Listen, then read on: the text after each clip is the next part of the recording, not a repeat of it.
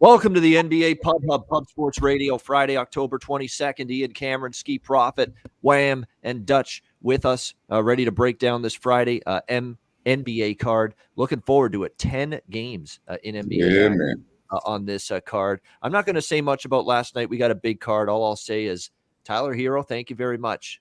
Best bet winner there, over 14.5. I'm telling you, told you fuckers yesterday, and people in the chat, he's going to have a good year. Bounce back season. Now, he could shit the bed 81 straight games and maybe make me look like an idiot, but at least through one game, good stuff from Hero and the Heat, who just absolutely just annihilated, destroyed the Milwaukee Bucks from start to finish last night. So I was very, very happy to see that last night. So good stuff there. Skee with us on Friday, of course, back with us after he wasn't with us yesterday. So let's get to it, guys. We got a good card. New York and Orlando. We've got the New York Knicks 7.5, 8-point home road favorites here now in this game. 212.5 being the total in this one. After what I saw from the Orlando Magic Wednesday night against the San Antonio Spurs, I'm not going to have a Magic ticket in my pocket anytime soon. This looks like a wretched basketball team. And we talked about this on Wednesday, and I was on San Antonio actually for a small bet laying the points. But it was more so that I just didn't think much of Orlando. But I didn't think Orlando would look that awful in that game against a San Antonio team that's, it's decent at best. I don't think they're a great Spurs team, but it was just an awful game for San Antonio. They lose by 26, 123-97. You look at it offensively, they got 6 guys in double figures, but if you're not going to play a lick of defense, you're not going to win basketball games. You can't give up 50% shooting, 43% from three-point range, and expect to win. That was just bad all around from this Magic team, and the defense probably could be an issue again for them tonight here against New York, who, coming off just an incredible game that was against the Boston Celtics, double overtime thriller on Wednesday night. They find a way to win this game. And for as much as I've said anti-Knicks and be looking for spots to bet against them, this ain't one of the spots. Flat out. Simple as that. Not with this Orlando group. The money's come in on New York. I can understand why they're getting support. At 8, I don't know if I'd lay it at this current number. I did bet it when it was 6. At 8 now, I'd start to get a little hesitant, but it would be New York or nothing for me in this game. Skee, what do you like here? Knicks and Magic. I'm going to shout out Eric Chang real quick because you got a great number on that Warriors game and you cashed. I had that game. I pushed. So that's a great job by you, Eric Chang. This Knicks and Magic game, there's 2 teams today that I just really want no parts of. And number 1 is going to be the New York Knicks. Just coming off of that hard-fought 2 overtime game. I'm not sure how much they're going to have in the tank today, and you need them to win by double digits. I just can't get myself to do that. I know the Magic look terrible. They're probably the worst team in the league, but just because of the reasons I named before, it would be Magic or pass, and I'll pass. All right, Magic or pass. They have won 4 straight home openers, Orlando. That's the one thing they maybe have going for them going into tonight. Dutch, anything you like here? Yeah, real quick shout out to the chaps, Eric Chang in there. I got Ray Charles, Jefferson C. Yeah, man, what's in the plane? I went right back to that Blackwater OG. Get me right where I need to be. That's all y'all got to do is hit the like button. You'll be good too. Appreciate it. You guys, we've been hitting 100 likes. That's real good. Let's keep it up. Let's get 100 live for us today. Take a minute and, just hit it, and keep hitting that motherfucker. Muchly appreciated. Hey, Dutch must have been cashing. He sound like he's feeling good. Hey, I think most of us have been. It's been a great start on this show for all the bets we've been giving out. It's been really good first week. Yeah, we've been I feel good every day, goddamn it, ski. Yeah, man. But if you want to talk numbers, we can talk numbers 12-5 on the season plus 9.95 units. So yeah, right now I am feeling good. The association is a beautiful thing. We're gonna keep it going though. Seeing the card clearly, I think we'll continue to cash. But for this game, it's a backwood. Backwood. There it is. Backwood. Same with you, Wham. Nothing. Yes, sir. Nothing? Yes, sir. Nothing. Yeah, it's like the Seinfeld episode with the fat guy when he got robbed. What did they do? Nothing. I'll say something a little bit more then. I have numbers for this game. Just like real quick. They're like the Knicks are 0-4 ATS in the last 4 meetings. The unders 4-0-1 in the last 5 meetings, and the 3-7 ATS in the last 10 meetings. The Knicks are against Orlando. So I know Orlando is lower. All this shit, but if I was to bet this game, it would be the Magic. It's got to be Orlando, yeah. I agree with that. If I'm going to do the total, I probably would lean under too, just because, like I said, I don't know how much they have in the tank. Yeah, I mean, and Orlando, I think Pretty they have low, a hard though. time It's pretty scoring the low, fucking though. ball. Yeah. And two, you guys remember last year, for a good portion of the year, the low totals kept going under and the high totals kept going over. We'll see if it holds this year. Right. Yeah, that's true. Can't And be this is scared on of the that number. and this is on the lower end of the spectrum when it comes to totals. In fact, this is the lowest total on the board on this Friday night card at 212.5 with New For a York and reason. Orlando. Yeah, for a reason. The Knicks, I know Orlando was atrocious defensively last game, but that's not the game New York wants to play. Charlotte and Cleveland. We've got Charlotte 2.5-point road favorites, 225 the total in this game. I am involved in this game. I like Cleveland here. I'll give them a shot as a home underdog. Really, to be honest with you, laying points with Charlotte and give them credit, for a great second half rally against Indiana. But I watched that game. If LaMelo Ball doesn't go insane shooting the ball from the perimeter, which is really what brought Charlotte back from that, 20-point deficit that they had at one point in that game, it's probably not a comeback they end up pulling off. They needed, an outlier type of shooting performance. Now, he can shoot the ball, obviously, but to be just raining trays the way he was through that third quarter stretch is really when he went off, and that's when the game completely changed, and all of a sudden the 20-point lead for the Pacers was gone, and Charlotte had completely raced that lead and tied it going into the fourth quarter. Still not very good on the defensive end of the floor, Charlotte, in that game. They end up struggling to contain the Pacers. It was a good night inside for Sabonis. He had 33 points, 13 of 19. He feasted down low for Indiana against this Charlotte team. When you look at it, that could mean maybe big things tonight for some of these Cleveland bigs, namely Jared Allen, namely the rookie Evan Mobley, in the low post, maybe to feast a little bit against this Charlotte team. So just from a prop standpoint, just theories, I think that's not a good big-time front court at all for Charlotte. So I think Cleveland's bigs could feast. You may look rebounds. You may look points with Mobley, with Allen in a game like this tonight. I'm just not ready to buy into Charlotte just because they came back and beat Indiana. Indiana, by the way, blew a lot of leads last year, so that's nothing new for them. Cleveland coming off a loss to Memphis, 132-121. They struggled on the defensive end of the floor in that game. Memphis shooting 53% from the field. Not very good. John Morant and Desmond Bane went off against this Cleveland team. I do expect Cleveland, though, to bounce back a little bit here. It is their home opener, and I'm just not ready to trust Charlotte on the road. So I like Cleveland plus 2.5, and I'm probably going to look, like I said, toward Jared Allen over points. You could look even points and rebounds, maybe even a double-double shot with Jared Allen tonight, because I don't think Charlotte's got much in the front court to contend with that. What do you like here, Skee, with Charlotte and Cleveland? I don't really like much. I think this game is pretty ugly too, but if I'm going to play on Charlotte, it probably would be just playing on LaMelo. I mean, whether it's rebounds, assists, points, all of them, I think LaMelo is the way to go if I'm going to make a play on this game or on that side. And if I was going to bet on the Cleveland side, like you mentioned, it'd probably be betting on Jared Allen, but I'm going to pass this game. Yeah, and by the way, I actually cashed with Indiana. Thank goodness I bet +2. I got to that line early before the move, and that's what saved me in the end with the 1-point loss for the Pacers. I was still able to cash that ticket. If you bet Indiana late, you laid the point, or you took a money line, that's a brutal beat because the Pacers were up by 20 at one point. Dutch, what do you like here, Charlotte and Cleveland? Yeah, shout out to our guy Billy Briz with the he's on that. He likes that LaMelo too. What do you have? -130 over the rebounds and assists, something like that, or over rebounds minus over 11.5. Excuse me, -130 rebounds and assists. I like it, my man. Shout out to our guy Sharpie. I think he's on his way out here to Sin City. Safe travels, my dude.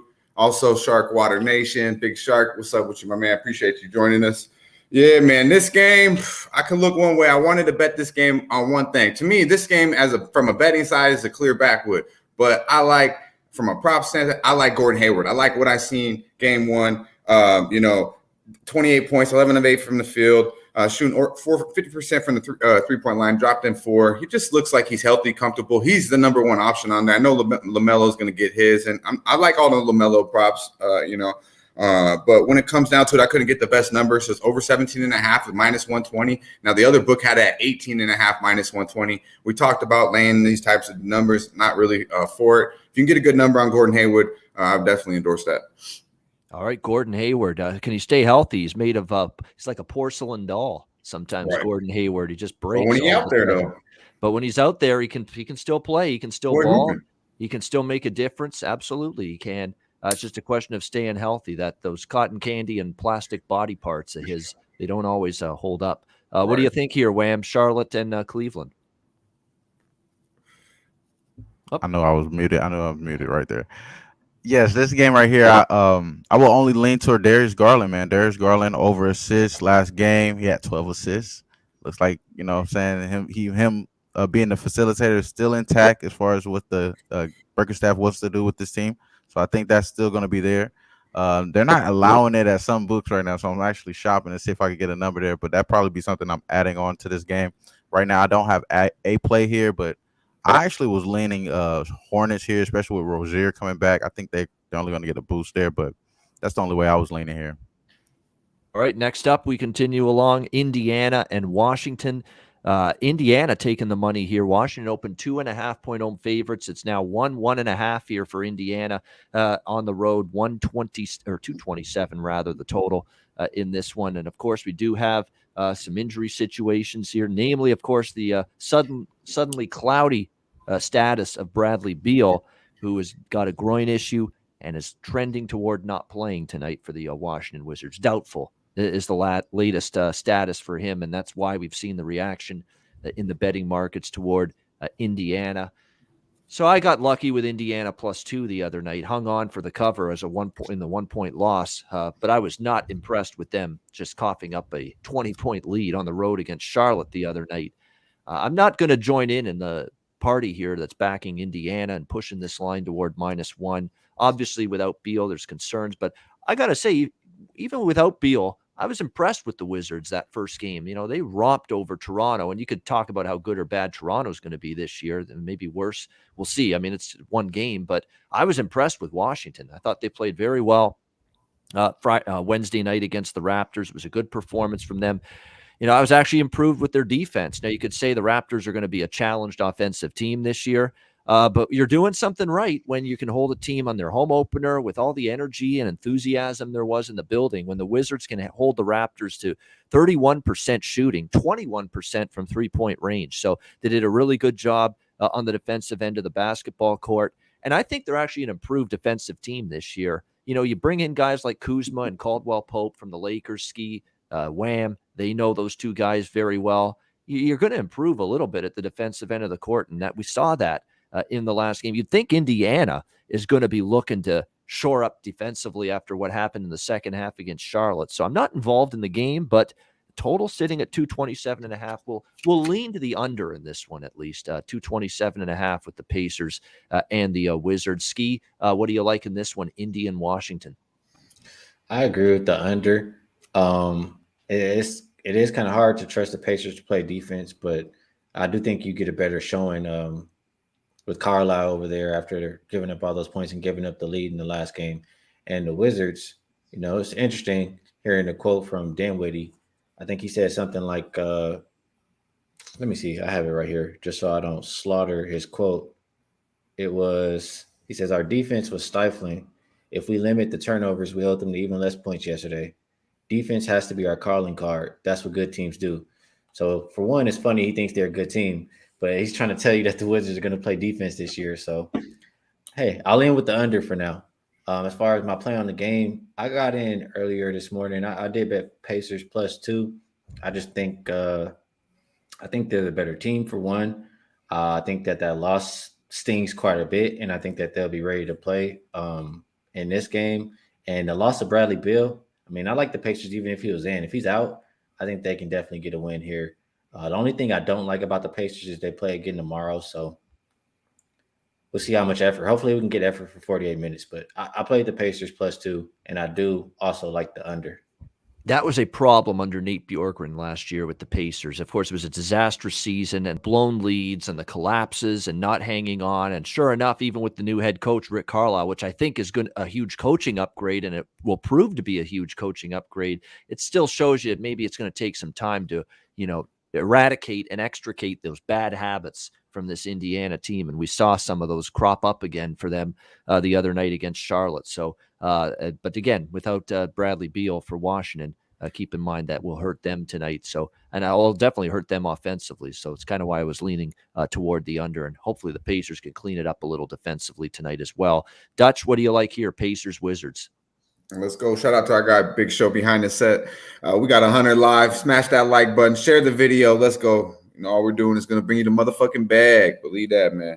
Yeah, when it comes to this game, a lot of I know I think Wham likes the Pacers too. I mean, not to give anything away, but I'm gonna keep it short. I think I would look at Malcolm Brogdon. It was a little juiced, but I like him in this. But I don't know. To be honest with you, either one of these teams, I don't really feel comfortable betting on. I would look for Malcolm Brogdon, but with Bill out right now, I would say this has to be a Pacers spot. All right, leaning toward the Pacers too. Wham, Pacers, Wizards. Yes, sir. You caught it right there. I got on it earlier at plus 105. Then I double dipped again, man, once I heard about the Bill news, because I believe that they're just not going to play that much defense. Like, Spencer Dinwiddie is trying to push into his locker room. I think that was more about the players on his team, his teammates, than anybody else. I'm saying that just to get them guys I guess a jolt there. But it does appear that this team is a little bit more better reconstructed than they are last year, for sure, with the Wizards. I definitely would say that, but I would still think that this team has the better mismatches here. First thing I think about was when Skee said last game with the Pacers, he said, who's going to stop Sabonis? Sure enough, he drops 33 points. I'm thinking the same thing here. Why wouldn't he be able to have a great game here and ball out? I mean, it's Daniel Gafford. I do like him as well, but it's a bonus, guys. Come on now. And then as far as I like the activity from Turner, even though he did some bonehead shit just like he always does. I still like the activity there. So, and as far as Duarte, he came in with the franchise rookie record, 6 threes, franchise record there. I think he's going to only be an upside type of guy. So I like the Pacers, man. I still would take them to win the game. So -1.5 I'll still take that too. Yeah, obviously, yeah. If you took them early, you still get them at a good straight-up win situation here where they pretty much just have to win the game in order to cover. And you're right about Sabonis. Should have an advantage there, over 21.5 points. Sabonis definitely should have an advantage down low tonight once again. And he certainly feasted against Charlotte in that regard in that first game as well for the Indiana Pacers. All right, we move on now to the next game here, Toronto Raptors and Boston Celtics. Boston 6.5 point home favorites here, 218.5 the total in this one. It's kind of like what we talked about with the Knicks, where look, Orlando was so bad. That's why I took a shot with the Knicks -6. It's up to -8 now. I do understand the spot's a concern. They're coming off that thrilling game against Boston. And now it's the same concern for the Celtics that we had for the Knicks. They're also coming off that emotional game Wednesday night against the New York Knicks. I don't know what to make of Toronto. Could they be worse than I thought? Yes.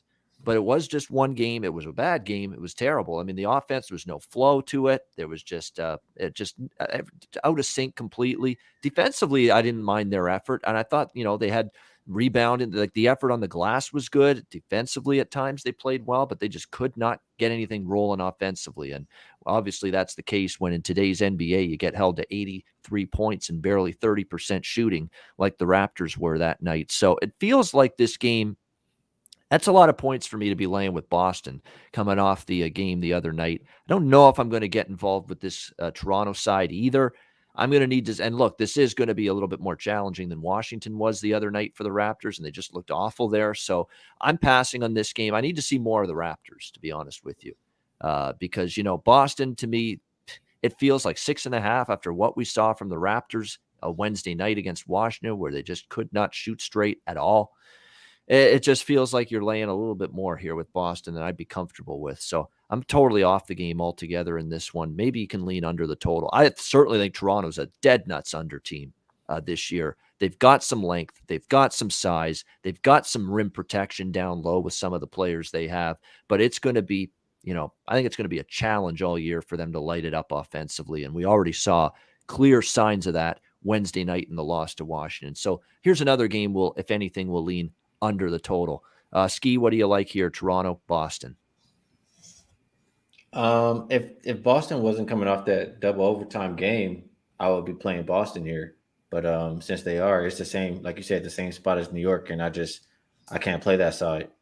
As far as the Raptors, they look terrible, man. And maybe you have to play Dragic and Van Fleet separately, or I don't know. Maybe they just need Siakam. I don't know. Whatever you have to do, they got to figure it out because if you're getting held to 83 points by the Wizards or 82, however many points it was, something is wrong.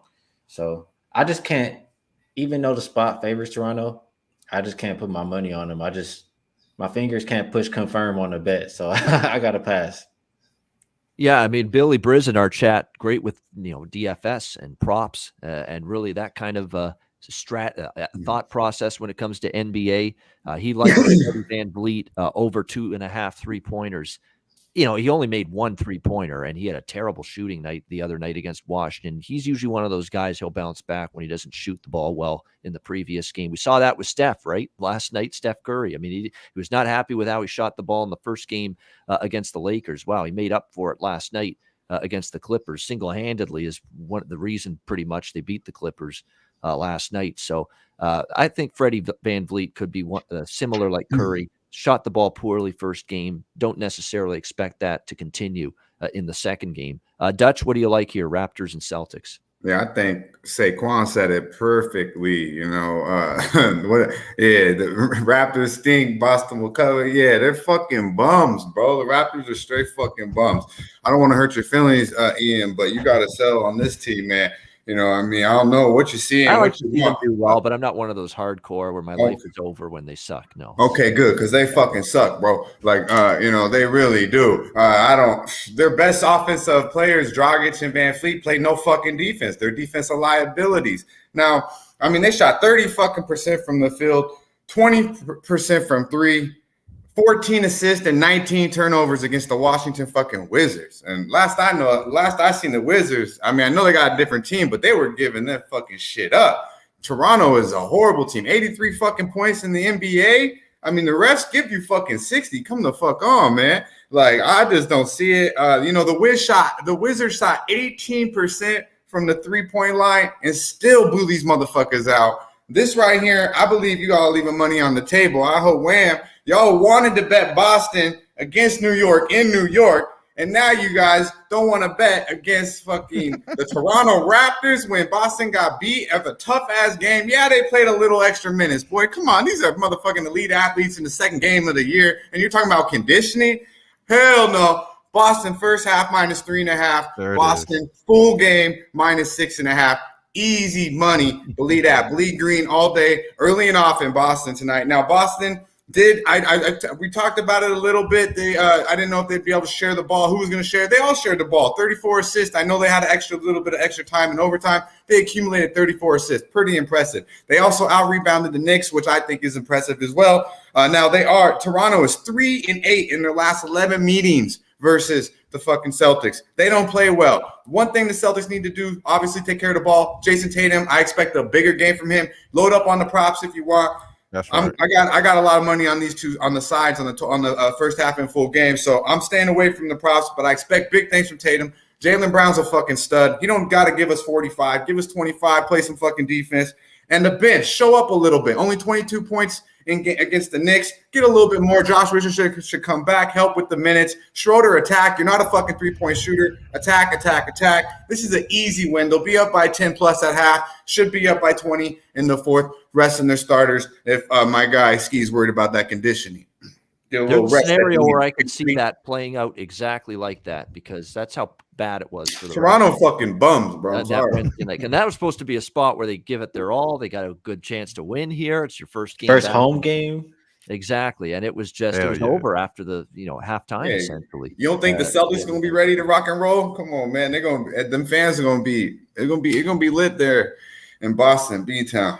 Double dip time for our man Dutch. Boston. Man. Boston. Full game. Double Dutch. This one. Double Dutch. That's right. Double Dutch. The old the playground back to the motherfucking window. Man. To the motherfucking window. Yeah.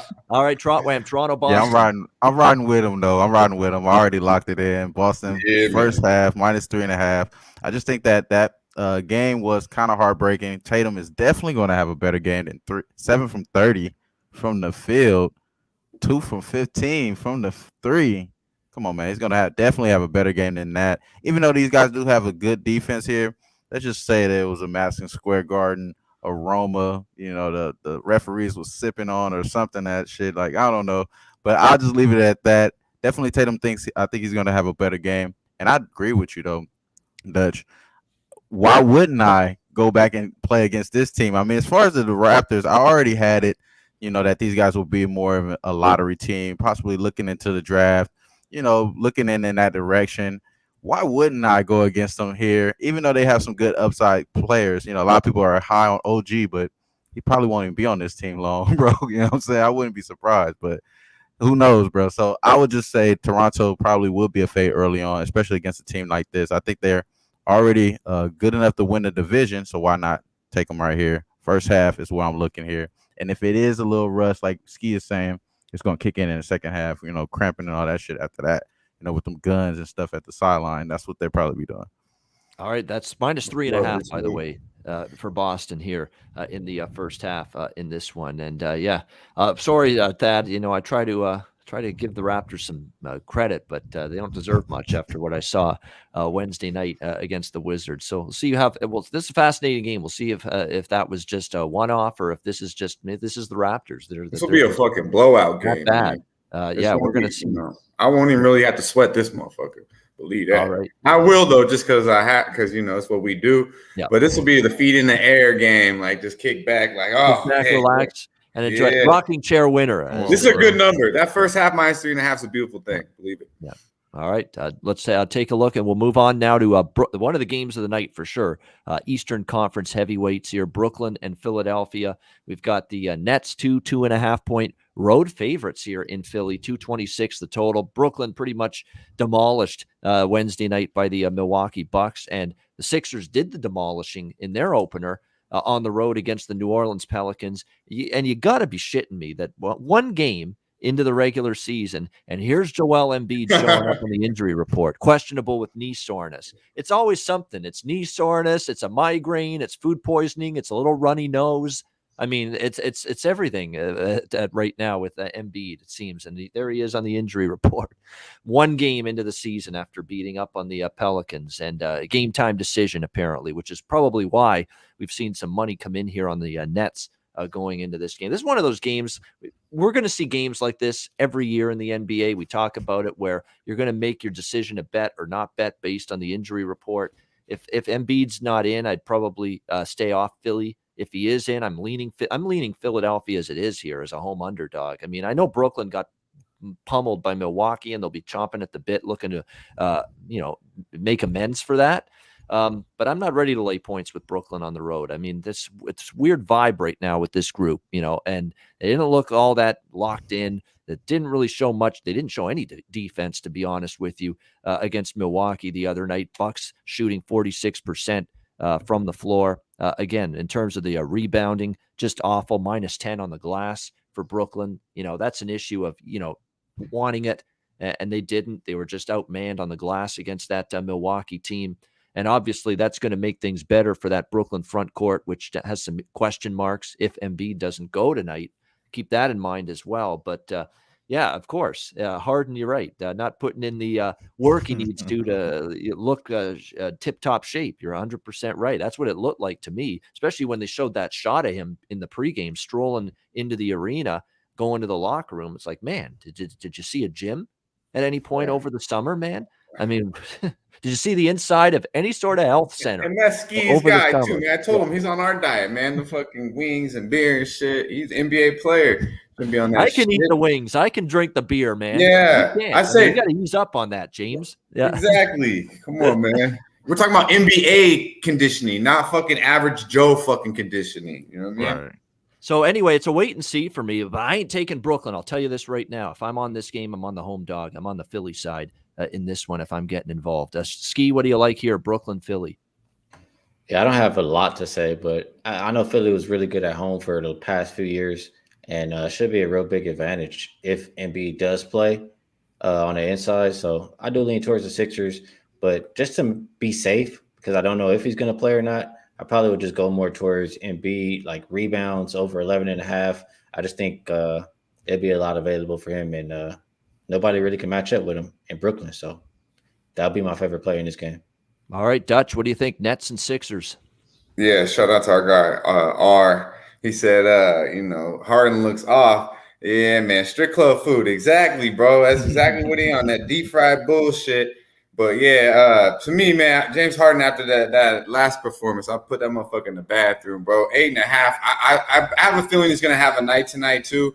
But until I see it, like I'm not gonna fuck with him from a prop perspective. I would, if Embiid plays, Embiid's gonna get 35 plus. Last two times he's seen these casts, he's at like 33, 39. It's easy. Our guy pocket quarterback Lamar Jackson on the Drummond with the rebound. Yeah, I mean Drummond comes off and he had 11, I believe, last in game one. He gets boards, man. Say what you will about Drummond, but you got him coming off the bench. Gets a lot of rebounds. That took away a little bit from actually Embiid. He didn't even hit double digits in game one. That also was a blowout towards the fourth.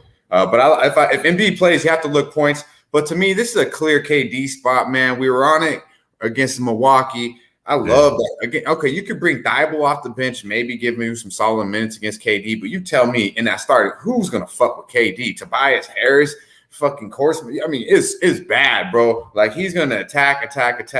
And yeah, he did have 32 points, 11 boards, and 4 assists against Milwaukee in 30 minutes, right? But I mean, he had a minus 20.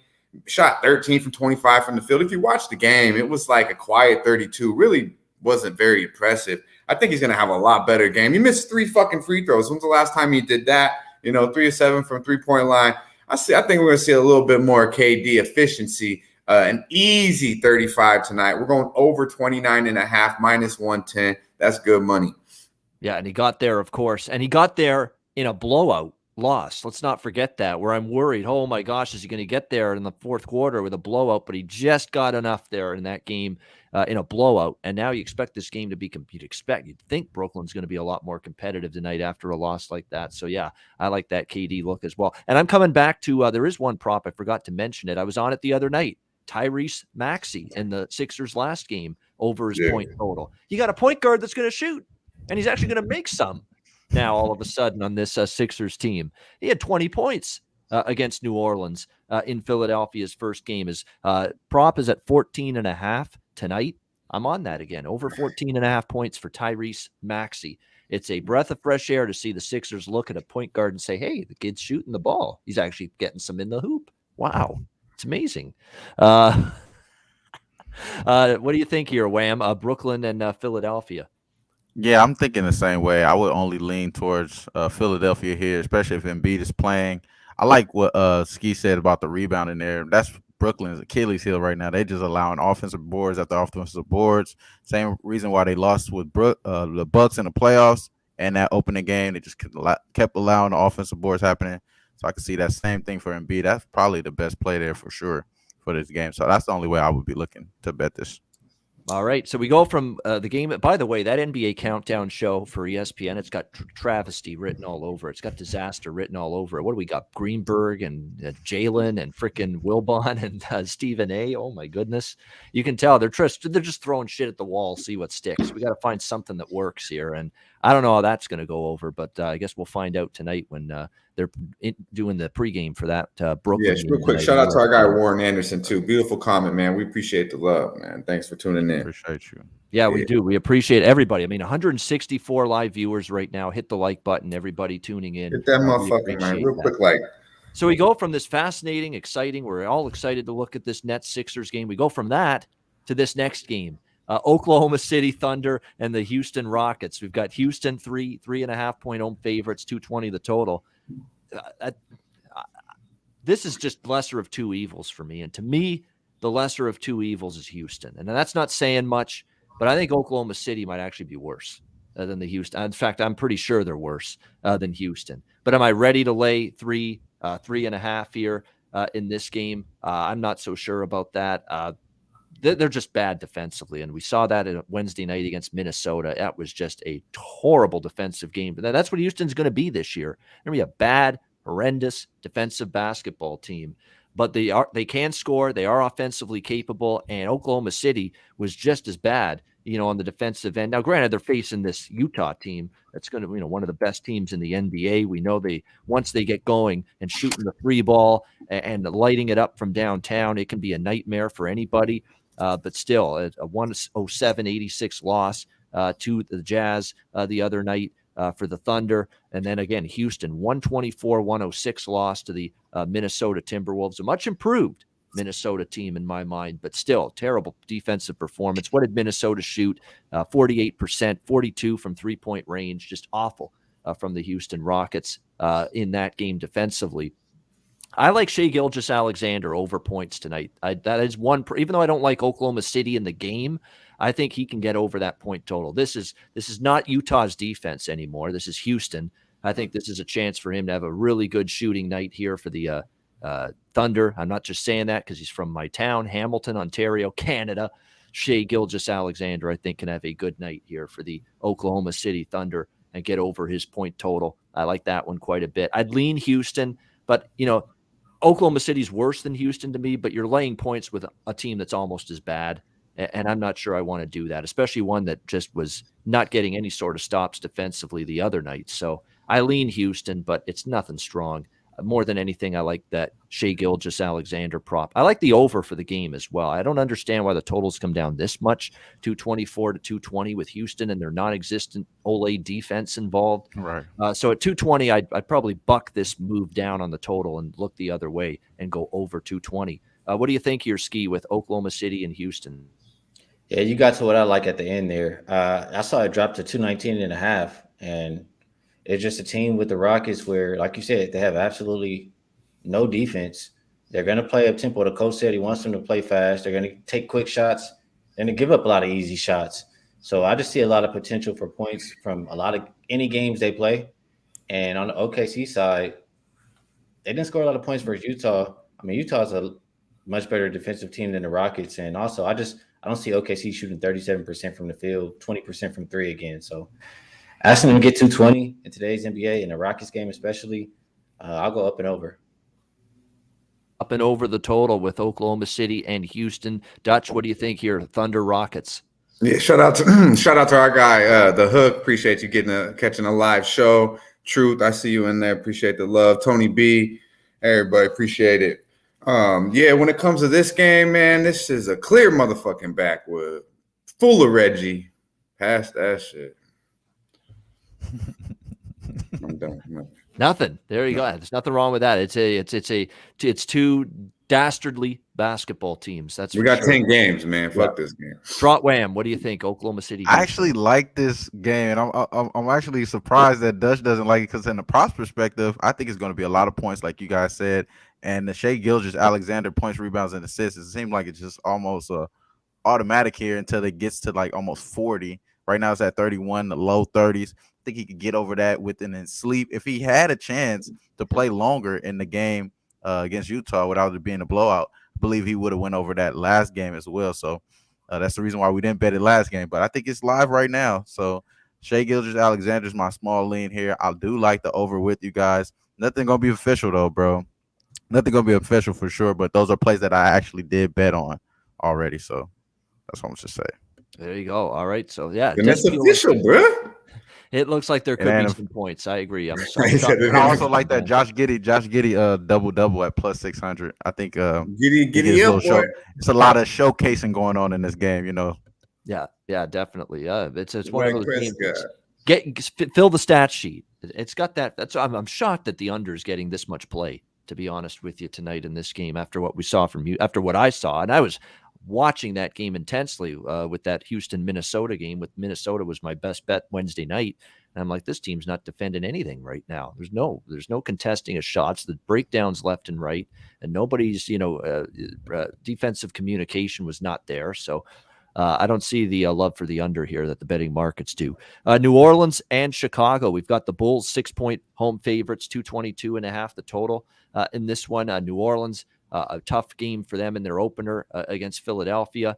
Chicago, I'll tell you what, they had to work for it against Detroit the other night. That was not an easy game for them, but they pull out the win. And more importantly, for those who backed Chicago, they pulled out the point spread cover as well. They were 3.5. They got bet up to 5 in that game. They ended up winning by 6. So it doesn't matter what number you got. Everybody was able to cash barely with the Bulls the other night in that 94-88 win.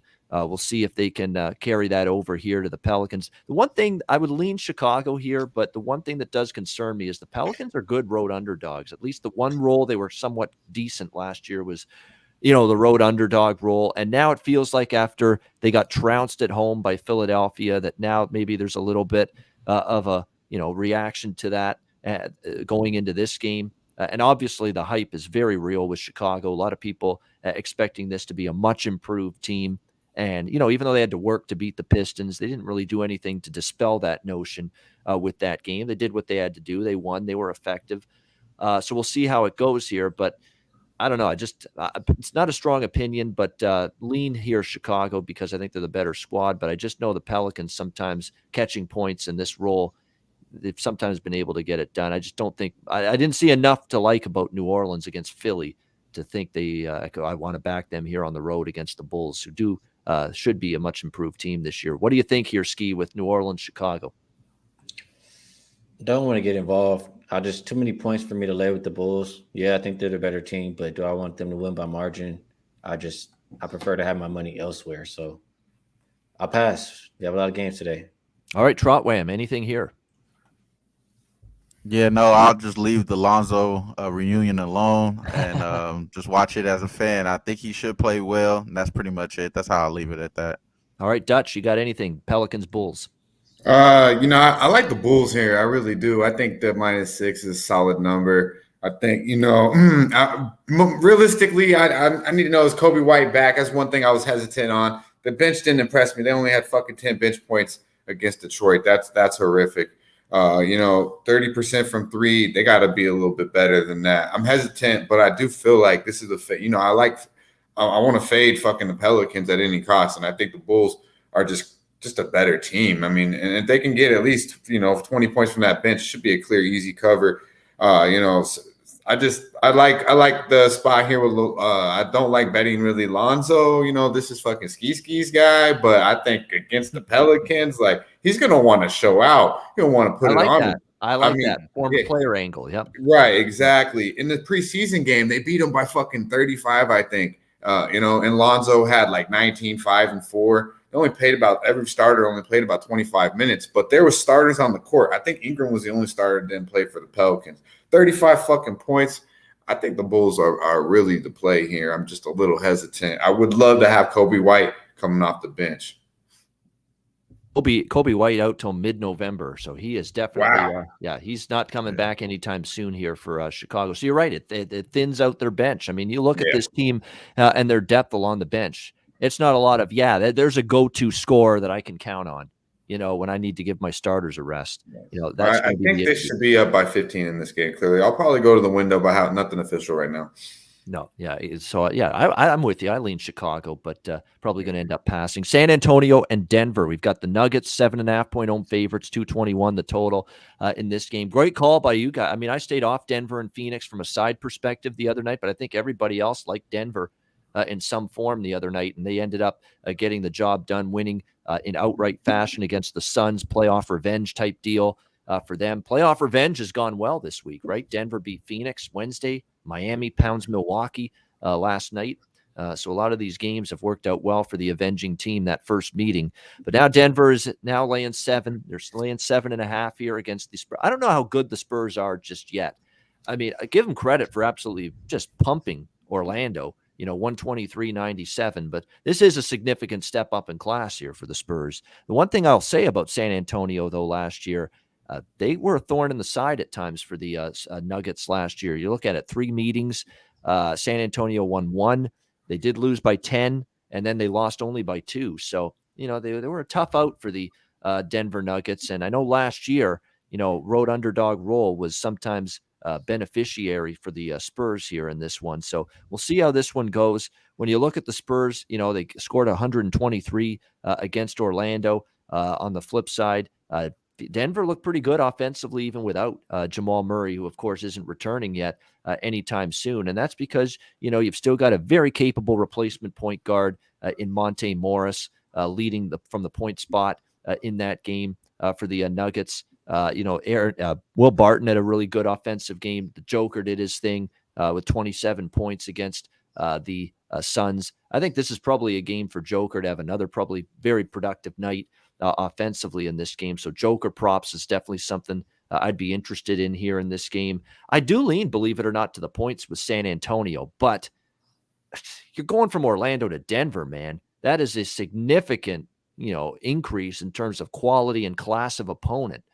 Are they ready for that right now? I still lean to the points, though. It does feel like if Denver could be one of those situations where after the big win against Phoenix, maybe they let down, they fall back a little bit. So I'll lean San Antonio here. Just a small opinion here at +7, 7.5. What do you like here, Skee, with San Antonio and Denver? It's two really efficient offenses. One of these teams, I think it's the Spurs, also play tomorrow. And I think it's them, right? And if they're losing by margin in this game or like getting beat really bad in the third quarter, they could just pack it in. Like, you know what I'm saying? Now they're hosting Milwaukee. Yeah, the Bucks. Yeah, so that's kind of how I'm thinking about this game. So from a total perspective, I do think neither team's going to play fast. But like I said, both offenses really efficient. The Spurs can shoot it well. I like the couple of guards that they have, and we know how well Denver can score. Yep. So I looked at the first half. I see a number. It was 106.5. It went up to 107. That's when I got involved. And it's probably at 107.5 right now. I still think that's a good number. Full game is at 221. I just think that's fairly low for two teams that are this efficient on offense. Yeah, just in case, gets away from San Antonio, which it could, or they could be right in the game from start to finish. I think there's a variance here. Denver could blow them out. They are a better team significantly. But San Antonio at times, is good enough offensively maybe to hang around. But if they're behind big, you don't want to be stuck with a full game over. And yes, Skee, the first half total, 107.5 right now across the board. Yeah, and I just wanted to say that game that they played last time, who did Denver play with? The Suns? Yep. The first half was pretty high scoring. Second half, not so much. Yeah, that's true. You're right about that. The first half definitely was a little bit of a higher scoring affair, and then it really was slowing down at that point. 63-point second quarter to go with a 46-point first quarter. So you had 109 points in the first half, rather, in that Denver Phoenix game. 109 here in the first half gets you that first half over. So there you go. Skee liking San Antonio, Denver over 107.5 in the first half. Dutch, what do you like here? Spurs Nuggets. Yeah, I just seen someone in chat said triple double for Jokers. My bad, missed the name, but 20. He had triple double last time out, 26, 13, and 4 against them. 25, 9, and 10 the meeting before that. I like the plus. It's like plus 375. I wouldn't be mad at that little tequila money on some Joker. I like the points, rebounds, and assists, but I mean they're juice, bro. So I'll probably just stay off of that. The 7.5. I think you got to take the touchdown with the hook. Shout out to our boy. He's on the Spurs 7.5. Said it's official play. I think I might make it official myself. I have it down here. The Spurs have 53 points off the bench in game one. They're fucking deep, man. They're like they might be 10, 12 deep. They got a lot of cats that can go out there and give him minutes. And Pop ain't scared to play. If they're not playing, he'll pull your ass real quick. 32 assists, 8 turnovers. All these guys coming in and out. That's impressive. 32 assists, 8 turnovers. You touched on it, Ian, how they played the last 3 meetings last year against Denver. They play them tough. I mean, in the 3 meetings combined, it's a 1-point margin to the Nuggets. So, I mean, and they beat them in San Antonio last year, close back-to-back. They played in that COVID back-to-back bullshit last year in Denver. And Denver, still only barely beat them. Didn't really take advantage. Kind of unfortunate for San Antonio. And they play well. So I think the 7.5 is a pretty strong look there. I do think Denver probably pulls it out at home. But you're going to give me a touchdown and a hooker. I might have to jump on it. All right, like in San Antonio here, plus the 7.5. Wham, what do you like here with Spurs and Nuggets?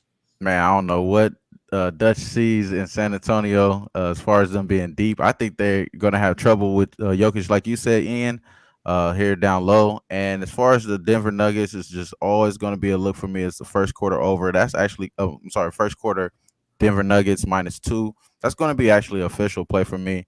I think that they continue to come out and start off strong. They have the better bench. They have the deeper team, I believe. So that's what kind of struck me a little off there. You saying they're deep? I don't know if they're deep that much, bro. You don't think Got a lot the of young Spurs kids are out deep, there. bro? I mean, they fucking played Primo 4 minutes. That's their first round pick. They're pretty deep off the bench, man. I'm telling you. Is anybody a stud? No, but everyone can kind of go out there and do their own little thing. I mean, they fucking accumulated 53 points, so they knew some right. I know it was against the bum ass Magic, but come on now. That's what I'm saying. That's another thing. That's a step up, bro. You going maybe on the Magic road to made their go, bench yeah. look deep because they're that bad. Yeah, that could be Right. Yeah. You know I'm Right, a they look Nuggets real guy. good. I'm telling you, 7.5. Good Lord. I understand though. I understand you got to take a premium price here, but again, you got to think about them being on the road. It's a it's a up in the talent level as well, bro. So I just think it's going to be a lot of those variables there, and I think they come out early as well. But I'm not taking them full game, so I understand the other side here. But I'm thinking that here's the first half. It's a good spot here, even though San Antonio was a pretty good road team last year, if I remember right. I would say that, but other than that, I'm just going to leave it alone. First Yeah, quarter. by the way, that's another -2. reason why I like Joker tonight to feast points, rebounds especially. Jakob Poeltl, like he had a good offensive game last time up, but no block shots. Like you're the five, you're the starting five, you're the starting center. You got no block shots in the last game against Orlando. How's that going to work tonight against Joker? Not very well in my mind. So that's the problem with Jakob Poeltl. He's a good offensive center. He doesn't give you much defensively, and he's going to have a tough matchup here, I think, with Nikola Jokic here tonight for this Denver team. All right, next game up. Here we go. Another playoff revenge type of situation. We saw it with the Nuggets and the Suns Wednesday night. We saw it with the Heat and the Bucks last night. And now we've got the Phoenix Suns and the LA Lakers tonight. Pretty much a pick 'em -1. Lakers at Staples, home favorites, 221.5 being the total in this game. This is a fascinating one. If you buy into everything we've seen this week, you would think Lakers are the play, right? I mean, this has always been the situation, right? We've seen Miami beat Milwaukee. We saw Denver beat Phoenix a couple nights ago. I don't know if I'm jumping on board. I do lean Lakers, but man, the Lakers, when it came time to winning that game, fourth quarter against Golden State, I mean, it was just turnover. It was missed shot. It was a bad offensive set. It was a breakdown defensively. It was just the gamut of problems. Fourth quarter against Golden State on Wednesday night. And you look at it, the point guard's got to give you more. And you look at the point guard matchup, Russell Westbrook on the one side, Chris Paul, CP3 on the other. If Russell Westbrook's going to play like ass for a second straight game, that's a complete and utter mismatch, at the point guard position going into this game. So he's got to step it up. Simple as that. And I know the preseason, he had turnover issues galore. I was on Russell Westbrook for a best bet over 3.5 turnovers in that that Lakers Warriors game on Wednesday night. I haven't seen an adjustment. Now the juice has gone up. I'm seeing now -160 for his turnovers prop, Russell Westbrook, but it's still 3.5, and I'm betting it again. He's just, a guy that I don't trust to have that chemistry. Look, even when he's played with someone for 5 years, he's still turning the ball over left and right, in a lot of games. And he's still trying to get used to this Laker team around him, the system, the teammates on the floor with him. And so I think I'm going to just keep riding that prop once again with him going into this game tonight. As far as the game itself is concerned, Suns obviously got beaten by the Nuggets the other night. And to be honest with you, there's still people that say, Suns beat the Lakers because, look, LeBron's banged up. Anthony Davis didn't play. Well, this is the Lakers' chance to show that, because LeBron's there, AD's there. Let's see now if they can make that perception, I guess, that some people have about that playoff series last year between the Suns and Lakers a reality going into this game. So you do have to factor that in. Let's not take everything away from the Suns' run to the finals, but they got lots of breaks, lot with injuries to the opposing teams that they played last year in the playoffs as well. Very good team, obviously, a team that I almost was able to ride right to a championship. I backed Phoenix a ton last year. But I don't know if this is the right spot for it. It is the Lakers off a tough fourth quarter, maybe one game under their belt, even though it's not a large sample size. They can have that iron out some of that chemistry, iron out some of that bad execution that they had at both ends of the floor in the fourth quarter of the loss against Golden State. So I would lean to the Lakers here at -1. It's not strong, but I would lean to the Lakers. And again, they fall into that same angle where the team that's been avenging a playoff series loss has done quite well here this week, except for Brooklyn, I should say, because Brooklyn obviously got pounded by Milwaukee on Wednesday night. What do you think here, Skee? Suns, Lakers? All of a sudden, I have a feeling nobody's going to believe in playoff revenge no more, huh? But when it comes to the Lakers, it's just it doesn't matter anymore. But I'm not gonna bet the Lakers here just for one reason. Just because if I do, and they do happen to lose, everybody's just gonna be firing me up. Yep. I think the better bet is anyway Anthony Davis over 24.5 points, because for one, he's gonna get easy points. I mean, off of just playing with Westbrook and LeBron in general. And he's a matchup problem for the Suns. When they were playing him last time, when he was healthy, he was scoring 30 plus like each time. And I don't see anybody that they got on their roster to stop him now. So I think that's the best bet in this game. Yeah, that's true. I mean, of course, the series and the complexion of that series changed the moment he went down with the injury last year during the postseason. And before that, you're right, there was not much containment for him down low from that Suns team. And now he's back, and we'll see if he can feast it up. But in theory, that prop makes a lot of sense, AD over points. Dutch, what do you think here, Lakers, Suns? Yo, scary ski, huh? He he thinks the Lakers are going to win, but he ain't going to bet it because he don't want to deal with the repercussions. Yeah, man. Well, I tell you what, right now, you're going to be wearing that fucking hoodie tomorrow, boy. This is a clear Phoenix Suns spot. Shout out to our guy, Lucky Power, North Ender. Yeah, man, I'm going to talk that shit. It ain't going to be pretty tonight in LA. It's not going to be la la land when they go to sleep. The wine ain't going to taste as good for LBJ. It'll be all right for his ass, though, because he going to bust some ass. I told you he looking real good. He's ready to rock and roll. He going to probably get his. I wouldn't be mad at the over 24.5 points minus 105. I didn't touch it, though, yet, simply because Miles Bridges, Jay Crowder match up pretty well against LBJ. He did have 29 last time he touched down against Phoenix. Obviously, I believe AD was out. So, we're not going to reach too much into that. But I'm not mad at AD over 24.5. He's healthy. As long as he doesn't fucking fall over, he'll be all right. Get up, get your game going. 24.5 should be easy against really the matchup from Phoenix. But when I look at this, man, I think Phoenix really, I told you the revenge spot. He wants to say, the revenge spot don't matter here. Let me tell you why the revenge spot don't matter. Because everybody says that the fucking Suns shouldn't even beat the Lakers. It was due to injury. So the Suns don't even get fucking credit for beating the Lakers because of this bullshit, because AD's fragile as fuck, right? So they're coming in with the aspect, we're going to beat y'all. We're going to beat you guys healthy so y'all can take that shit back to La La Land, right? I'm telling you, this is a clear Phoenix spot. CP3 going to come out with a little chippy on his shoulder. He's a little mad. CP3 going to be aggressive. 24, probably get in Russ's head.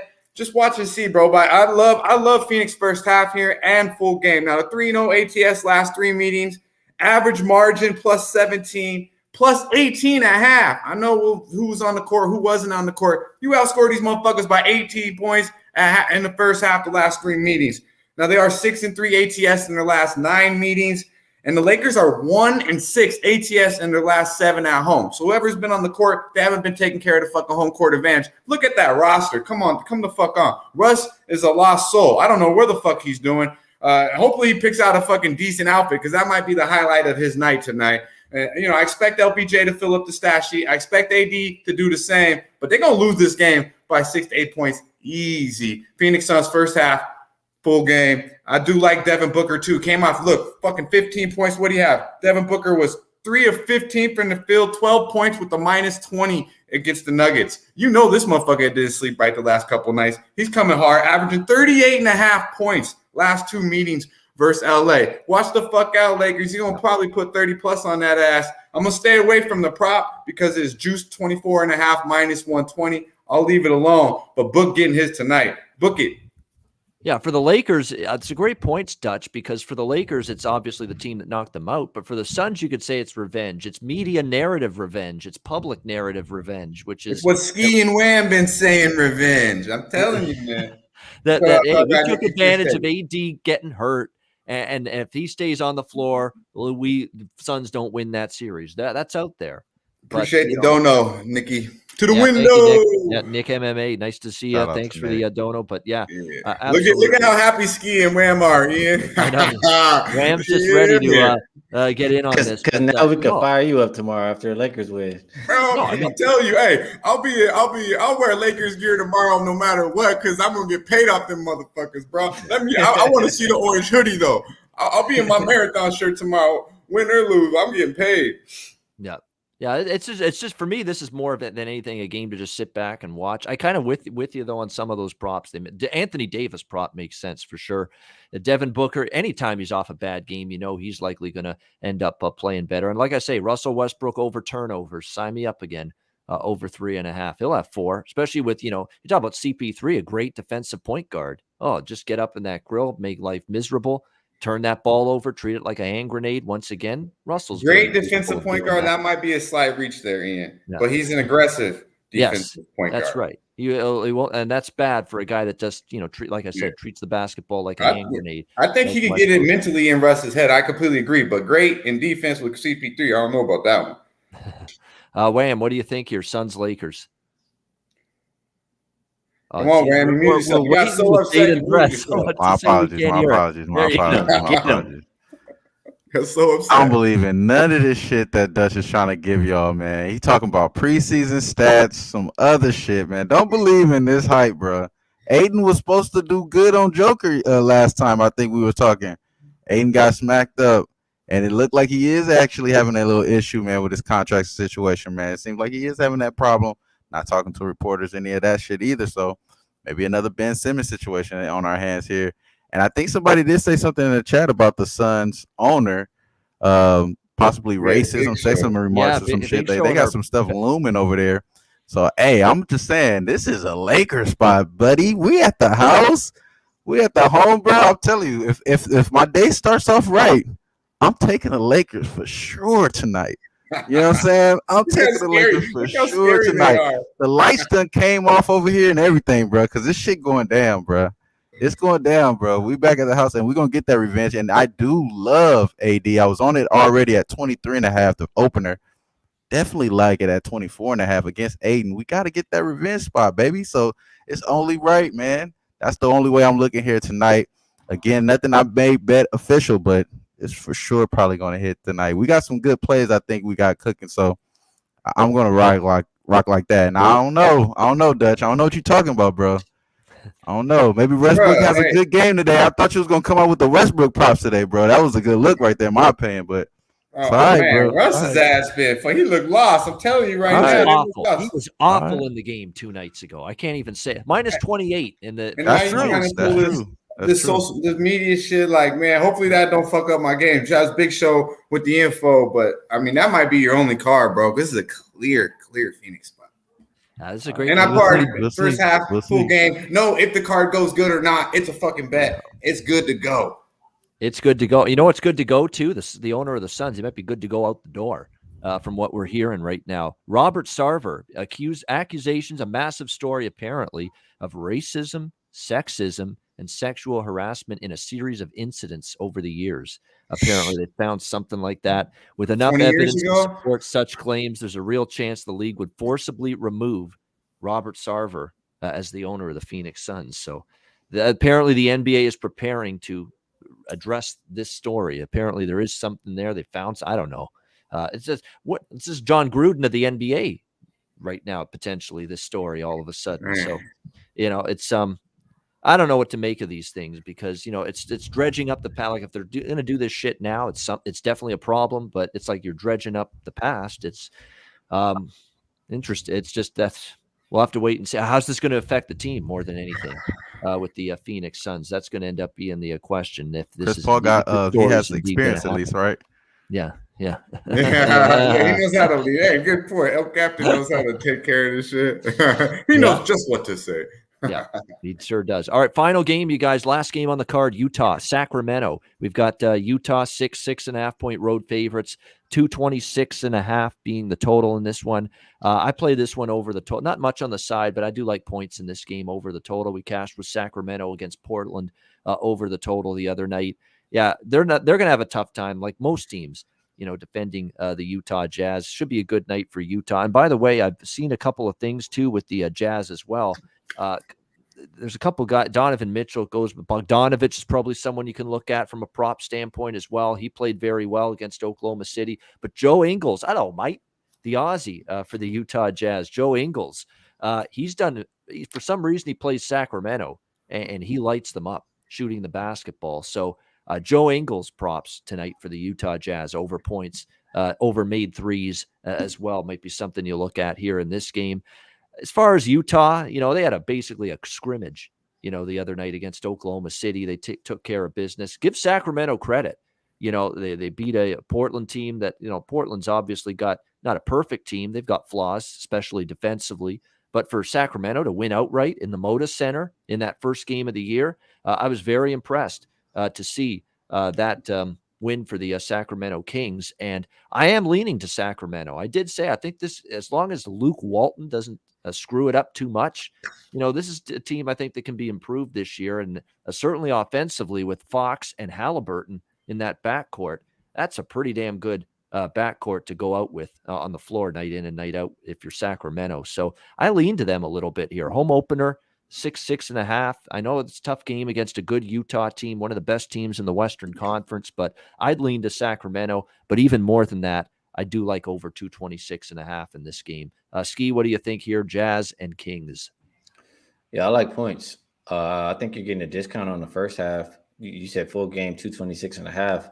I took the first half at 110 up and over. And we know the Kings are going to play up tempo, not playing very much defense. The Jazz, they didn't shoot that well from three in the last game. I think it was somewhere around 30%. And we know they're a team that's going to live and die by the three. So I think they shoot a lot more tonight. I think they make a lot more tonight. And I think the pace is going to be there because they're playing Sacramento. So first half over 110 is the bet for me. And I do lean towards Sacramento. Utah wasn't that great on the road last year as far as against the spread. I remember that. Yep. So I do lean towards the Kings as well. Yeah, and I'm with you. That's kind of why I lean toward Sacramento as well here, because Utah was a bit of a different team against the spread away from Salt Lake City last year. Dutch, what do you think here? Utah, Sacramento. Yeah, shout out to our guy Brad Hunt, like in the Utah, the over in the Jazz game. Yeah, when it comes to this game, man, like I want to fuck with Sacramento, but the number I can't do it. I think even our guy Wan tweeted it out earlier. The numbers they're not good against Sacramento. Utah against Sacramento. Utah smashes the fuck out of Sacramento. The last 4 times they played them, they've won by a margin of minimum 16 in the last 4 meetings. That's true. Hard for me to go against that. They blow them out the fucking water. Whatever it is, it's not even a matchup. But I do like Sacramento's roster. I think they could, I would think they could keep it close. But when I see that, there's no reason to stand in front of it. What I will do is bet Jordan Clarkson over 17.5 points, minus 105. He's averaging 28 points the last 2 meetings versus this Sacramento team. I'm not big on Sacramento from a defensive perspective. We know that. We took advantage of the over with Portland. Also, in game 1, he had 18 points on 26 minutes. Pretty prolific. We know when he comes on the court, he's got the green light. He's going to get his shots. As long as this game isn't a blowout, which the numbers say it could be, but I definitely think that this game could be closer than they think. I think Jordan Clarkson will get 20 plus points easy tonight. Over 17.5 seems to be very doable. There you go. Jordan Clarkson over 17.5 points for the Utah Jazz tonight. Wham. You got likes, 2 more. Yeah, hit that like button. 232 live viewers. Hit that like button. We appreciate it for sure. Don't be shy. Don't be shy. Exactly. Don't be. Appreciate you guys. Appreciate you guys. Go ahead, Wham. Jazz Kings. Yeah, I totally agree with you though, Dutch. As far as that stat that I tweeted out last night, it was in regards to Luke Walton era as the Sacramento Kings coach. 1-5 ATS and straight up. Only 1 straight up and 1 covered. You know what I'm saying? So it's just one of those things, man. I just believe that this probably is a outmatched situation, front and back, all the way around, as far as organization wise as well. So we could just look at that. Is it that? It is one of those things that you don't want to bet against the Sacramento Kings at the house, though, especially as a home dog. That probably could be a problem there, but I'll leave it alone in this game. I would think only towards that over, like my guy Skee said, first half. That probably is the play right there for me as well, bro. If I was gonna make a play here, so that's the only way I look. Other than that, it's a backwood. Yeah, I want to take Sacramento Yeah, because I man. said coming into the year, I think they're undervalued. I took them against Portland, and I kind of want to here, but that series history is damning. Look at the 3 games last year: 128, 112, 154 to 105, and 121 to 99, all in favor of Utah.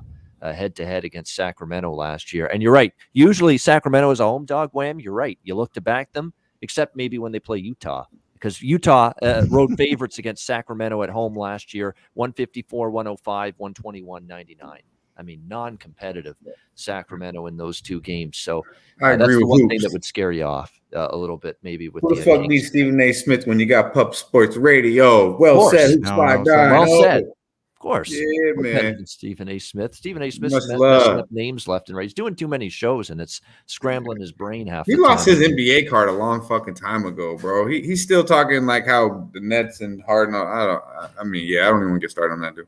Yeah, but it is what it is. TNT as I'd watch them. I'd make a point to watch them every night. Chuck, by the way, no, he is lighting it up, Chuck, with the to Kenny Smith. He's like been a savage to Kenny so far this season. Kenny the Jet. I love that joke he said last night. Had me laughing my fucking ass off when he's saying, "Don't worry, Kenny, you'll make it on the list." You know, the 500th anniversary list or 5,000th anniversary list, top That's sick, 5,000 players. Yeah. Poor Kenny. That's an easy one to make because he's like sitting around Shaq and Chuck, who are both on the list, and he's going to be waiting a while. That's true. That was a funny thing from Barkley, but great stuff, everybody. Great show. We'll wrap it up here in a second with best bets. 247 live viewers. We got people that are on the air right after us, so we're not going to do the chat roll call today, but we appreciate all of you today. Thank you for joining us. Keep in mind on the channel, we got Clint McLean, Diehard MMA, doing getting you ready for the UFC card right after our show. We've got the No Clean Sheet Soccer show with Alex and Flash Gordon tonight as well on the channel. Billy doing the DFS as well, and UFC tomorrow, 1 p.m. All right, make sure you check in 1 p.m. tomorrow, UFC live stream as well, right after the college football Saturday morning kickoff show at 10 a.m. Eastern, 7 a.m. Pacific with me, Connor Mack, DJ Big Boss, and Big Ragu getting you ready for college football. All right, we'll go to best bets in just a second, but first, Manscaped Southtown 101.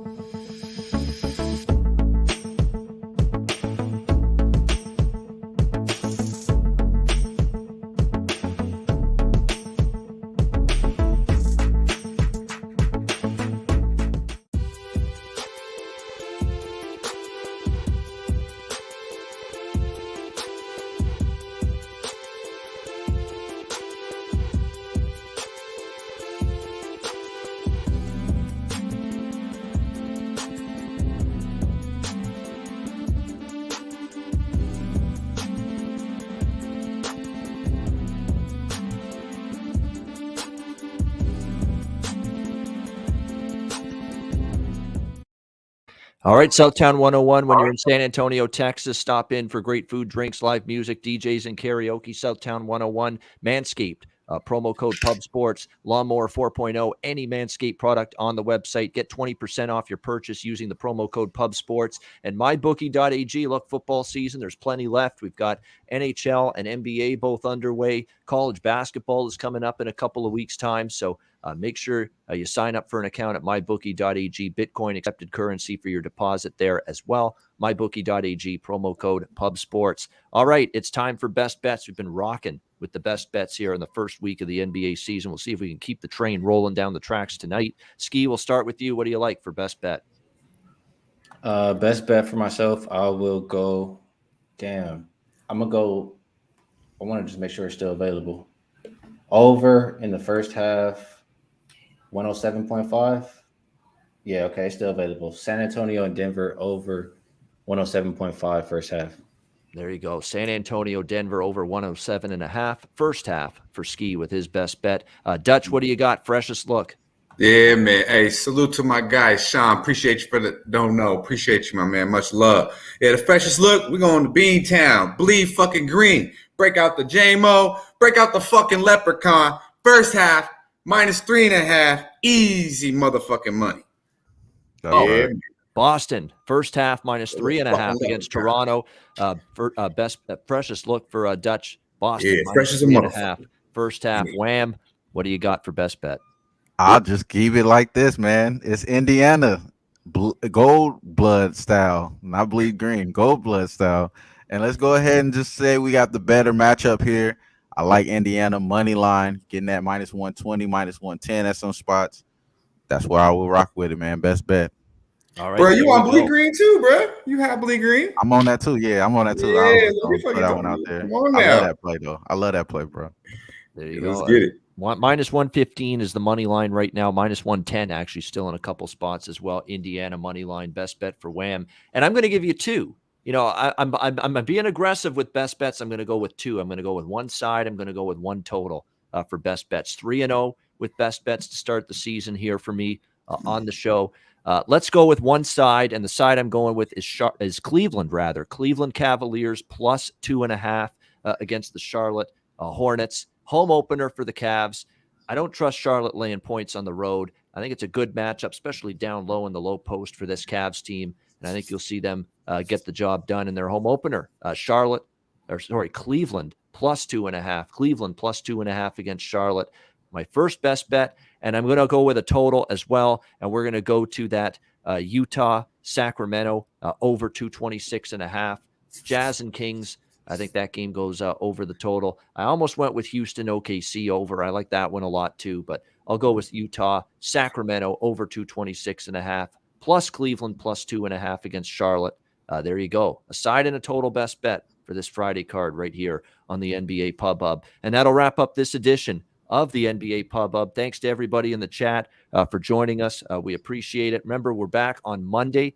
No weekend shows for the Pub Hub, but we're back for now. We'll add some weekend shows once football's over, but it's pretty tough when football's going. We're focused on football at this time of year. So we'll be back Monday, 4 p.m. Eastern, 1 p.m. Pacific, with the NBA Pub Hub once again for a brand new week right here on Pub Sports Radio. For Dutch, for Skee, for Wham, this is Ian Cameron. Have a great Friday night. Enjoy the games and good luck. Let's cash some tickets, and we'll see you again Monday right here on the NBA Pub Hub right here on Pub Sports Radio. Dutch, take us home. Yeah, man. Salute to the real ones. The chat, always love. Be sure to hit the like button, share the video with your friends and fam. You know what we're about to do. We're about to hit them straight over the motherfucking head. Y'all stay fresh, stay blessed, and let's stay putting these motherfucking bookies to rest. Yeah, man.